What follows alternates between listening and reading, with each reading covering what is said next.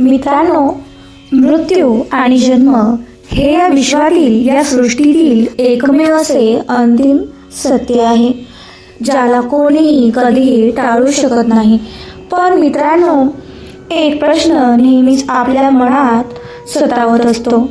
आपल्याला पडणाऱ्या या प्रश्नाचं उत्तर आपण आजवर शोधू शकलो नाही.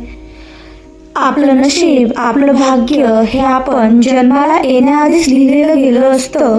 आपल्या नशिबात ज्या काही घटना घडतात, सुख असो वा दुःख, यश असो वा अपयश, हे सर्व आधीच ठरलेलं असतं का, की जन्मानंतर आपल्या कर्माने ते लिहिलं जातं. आपल्या आयुष्यात जेव्हा एखादं मोठं संकट येतं, तेव्हा आपण आकाशाकडे बघून देवाला विचारतो, देवा, माझ्याच नशिबात हे सर्व दुःख तू काय लिहिलं आहेस? पण खरंच देवाने ते लिहिलं आहे का हो?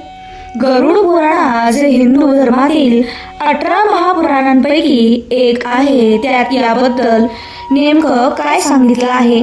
काय मनुष्याचे भाग्य हे त्याच्या जन्माच्या आधीच निश्चित असते, की तो आपल्या कर्माने ते बदलू शकतो? या प्रश्नाचे उत्तर आज आपल्याला गरुड पुराणाच्या माध्यमातून मिळणार आहे. मित्रांनो, हा व्हिडिओ तयार करताना मी खूप मनापासून खूप मेहनत घेतली आहे. तुमचा एक लाईक माझ्यासाठी खूप मौल्यवान आहे. प्लीज माझ्या मेहनतीसाठी एक लाईक नक्की करा. कमेंटमध्ये जय श्री कृष्ण लिहायला व श्री स्वामी समर्थ लिहायला विसरू नका. आणि चॅनलला सबस्क्राईब पण नक्की करा. चला तर मग वेळ न घालवता आपण थेट कथेला सुरुवात करूया आणि जाणून घेऊया गरुड पुराणातील हे अद्भुत रहस्य. कथेची सुरुवात करूया. या विश्वात एक गोष्ट अशी आहे, जी राजा असो वा रंक, श्रीमंत असो वा गरीब, कोणीही टाळू शकत नाही. जन्म आणि मृत्यू या दोन टोकांच्या मध्ये आपण ज्याला आयुष्य म्हणतो, तो एक अद्भुत, गूढ आणि प्रश्नांनी भरलेला प्रवास आहे. पण या प्रवासात एक प्रश्न असा आहे, जो प्रत्येकाच्या मनात कधी ना कधी उभा राहतोच. हे सगळं आधीच ठरलेलं आहे का? माझ्या नशिबात जे आहे ते बदलू शकतो का? जेव्हा आयुष्यात सुख येतं तेव्हा आपण देवाचे आभार मानतो, पण जेव्हा दुःख येतं तेव्हा आकाशाकडे पाहून विचारतो, देवा, हे माझ्याच नशिबात का? पण खरंच देव आपलं नशीब आधीच लिहून ठेवतो का, की आपण आपल्या कर्माने ते लिहितो? या प्रश्नाचं उत्तर कोणत्याही साधा उपदेशात नाही, तर ते दडलेलं आहे गरुड पुराणाच्या गूढ तत्वज्ञानात. गरुड पुराण सांगतं, मनुष्याचं आयुष्य हे केवळ एका जन्माचं नसतं, तर ते अनेक जन्मांच्या कर्मांचा प्रवास असतो. आणि याच सत्याचा उलगडा आज आपल्याला एका अद्भुत कथेतून होणार आहे. ही कथा आहे नशीब आणि कर्म यांच्या संघर्षाची. ही कथा आहे देवाच्या न्यायाची आणि मानवाच्या पुरुषार्थाची. द्वारका नगरीपासून तर द्वारिकेचे वर्णन द्वापारयुग. समुद्राच्या काठावर वसलेली सुवर्णमय द्वारका नगरी जणू पृथ्वीवर अवतरलेला स्वर्गच होती. सागराच्या लाटा द्वारकेच्या तटांवर आदळत होत्या, जणू त्या देखील द्वारकाधीशांच्या चरणांना स्पर्श करण्याची इच्छा धारण करत होत्या. या दिव्य नगरीच्या मध्यभागी रत्नांनी जडलेला भव्य महाल होता आणि त्या महालात सुवर्ण सिंहासनावर विराजमान होते त्रिभुवन सुंदर भगवान श्रीकृष्ण. मोरपिसांनी सजलेले मस्तक, गळ्यात वैजयंती माळ आणि ओठांवर तेज. जग मोहून टाकणारं शांत हास्य.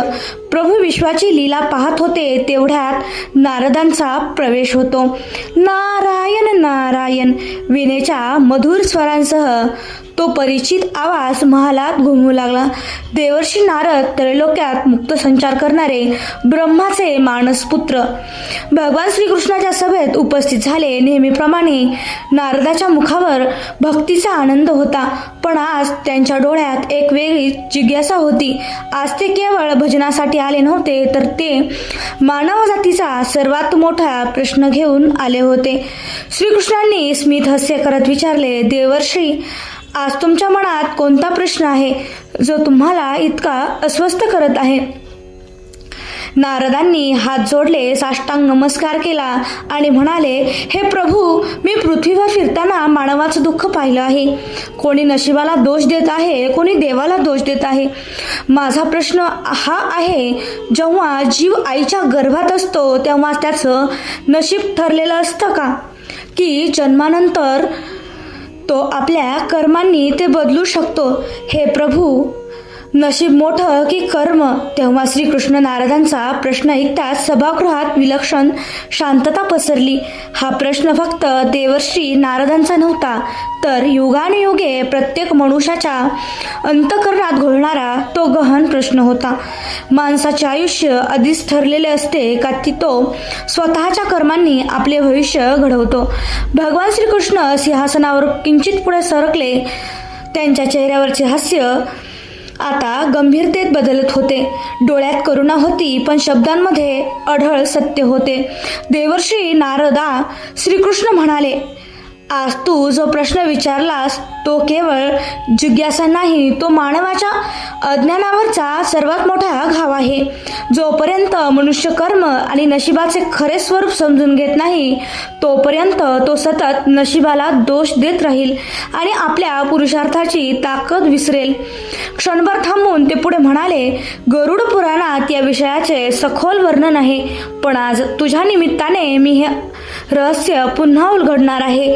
मात्र सावध राहा, हे ज्ञान अर्धवट समजणे म्हणजे अमृताला विष बनवण्यासारखे आहे.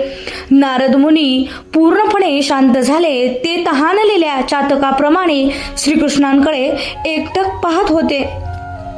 तेव्हा श्रीकृष्ण म्हणाले, काही लोक म्हणतात सगळं आधीच ठरलेलं आहे म्हणून प्रयत्न व्यर्थ आहेत, तर काही म्हणतात फक्त प्रयत्नच सर्व काही आहेत. नशीब नावाची गोष्टच नाही, पण सत्य या दोन टोकांच्या मध्ये आहे. हे सांगण्यासाठी श्रीकृष्णांनी एका प्राचीन राजाची कथा सुरू केली.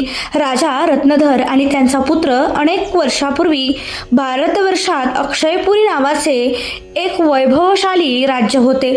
समृद्ध भूमी, समाधानी प्रजा आणि न्यायप्रिय राजा. तो होता राजा रत्नधर. तो केवळ राजाच नव्हता, तर प्रजेचा पालक देखील तो होता. दान, धर्म आणि न्याय या तिन्ही गुणांचा संगम त्याच्यात होता. पण इतक्या वैभवातही त्याच्या आयुष्यात एक मोठी पोकळी होती. त्याला संतान नव्हते, वय वाढत होते, रात्री त्याची झोप उडत होती. माझ्यानंतर हे राज्य कोण सांभाळेल हा प्रश्न त्याला आतून पोखरत होता. शेवटी राजाने कठोर निर्णय घेतला. राजवस्त्रे सोडली, वनात जाऊन भगवान शिवांची घोर तपश्चर्या सुरू केली. वर्षानुवर्ष उपवास, तप, साधना. अखेर महादेव त्यांना प्रसन्न झाले. महादेवांनी तथास्तु पुत्रप्राप्तीचा वरदान मिळाले. राजवाड्यात आनंद उसळला, पण नियतीचा खेळ वेगळाच होता. पुत्र जन्माला आला, पण तो अपंग होता. शरीर दुर्बल, अवयव विकलांग. राजा कोलमडला. त्याच्या मनात तोच प्रश्न उभा राहिला, हे नशीब आधीच ठरले होते का? मग माझ्या तपश्चर्याचा अर्थ काय? या प्रश्नाची उत्तरे शोधण्यासाठी राजा थेट द्वारकेला आला होता. राजा श्रीकृष्णाच्या चरणी कोसळला. डोळ्यात अश्रू, मनात संताप आणि वेदना. श्रीकृष्णांनी त्याला उचलले आणि म्हणाले, राजन, प्रत्येक जीव स्वतःचे कर्म घेऊन जन्माला येतो. तुझा पुत्र तुझ्यामुळे जन्माला आला असला तरी त्याचे प्रारब्ध त्याचे स्वतःचे आहेत. ते पुढे म्हणाले, मनुष्याचे जीवन 3 कर्मांवर आधारलेले असते: संचित कर्म, प्रारब्ध आणि क्रियामान कर्म. प्रारब्ध बदलता येत नाही, पण क्रियामान कर्माने भवितव्य घडवता येते. श्रीकृष्णांचे शब्द राजाच्या हृदयात खोलवर रुजले. नशीब तुम्हाला परिस्थिती देते, पण त्या परिस्थितीत तुम्ही किती काय करता ते तुमचे कर्म ठरवते.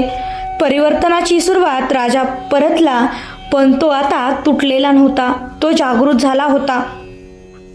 त्याने पुत्राचे नाव ठेवले विजय, कारण त्याला शरीराने नव्हे तर इच्छाशक्तीने जिंकायचे होते.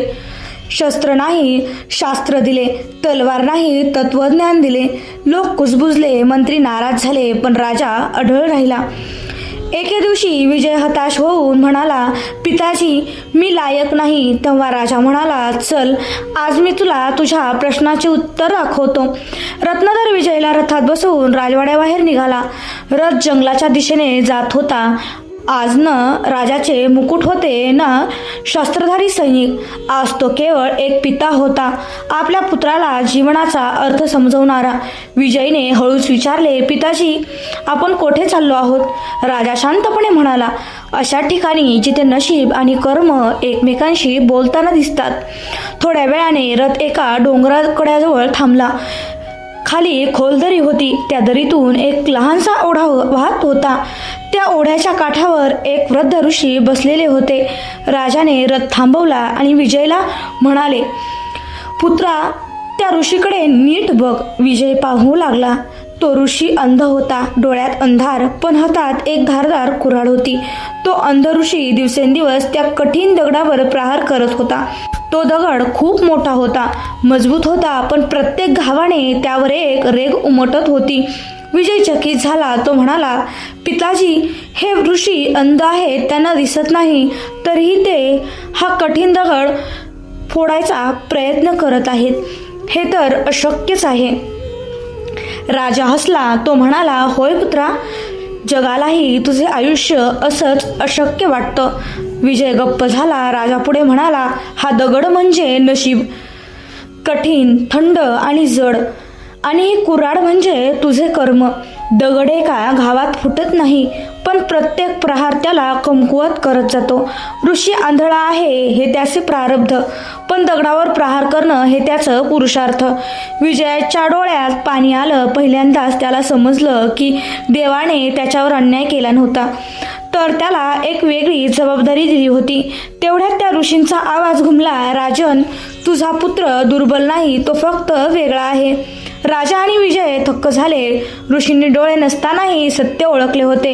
ऋषी पुढे म्हणाले, जो माणूस आपल्या कमतरतेशी युद्ध करतो तोच खरा योद्धा असतो. तो तलवारीशिवाय जिंकतो तोच महान सम्राट होतो. राजा रत्नधर नतमस्तक झाला. त्याला कळाले, हीच ती जागा होती जिथे श्रीकृष्णांनी सांगितलेला अर्थ प्रत्यक्ष दिसत होता. राजा विजयकडे वळला आणि म्हणाला, पुत्रा तुझे पाय तुला युद्धभूमीवर नेत नाहीत, पण तुझी बुद्धी संपूर्ण राज्य जिंकू शकते. शत्रू तलवारीने राज्य जिंकतात, पण तू निर्णयांनी राज्य वाचवशील. त्या दिवसापासून विजयचे शिक्षण बदलले. त्याला शस्त्र नव्हे तर रणनीती, धैर्य आणि स्वसंयम शिकवण्यात आला. वर्ष गेली. राजा रत्नधर वृद्ध झाला, पण विजय तो आज एका सिंहासनावर बसलेला होता. लोक त्यांच्या पायाकडे पाहत नव्हते, ते त्याच्या विचारांपुढे नतमस्तक होत होते. शत्रू त्याच्याशी युद्ध करण्याआधीच पराभूत होत होते, कारण विजय तलवारीने नाही तर बुद्धीने युद्ध जिंकत होता.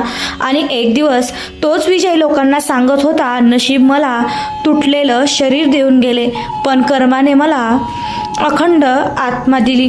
गरुड पुराण सांगते, नशीब तुम्हाला कोठून सुरुवात करायची ते ठरवते, पण कुठे पोहोचायचे हे तुमचं कर्म ठरवतं. देव तुम्हाला कमतरता देतो तेव्हा तुम्हाला हरण्यासाठी नाही तर घडवण्यासाठी. कारण नशीब हातात नसतं, पण कर्म मात्र नेहमी तुमच्या हातात असतात. ही संपूर्ण कथा तुम्हाला कशी वाटली कमेंट करून नक्की सांगा. श्री स्वामी समर्थ.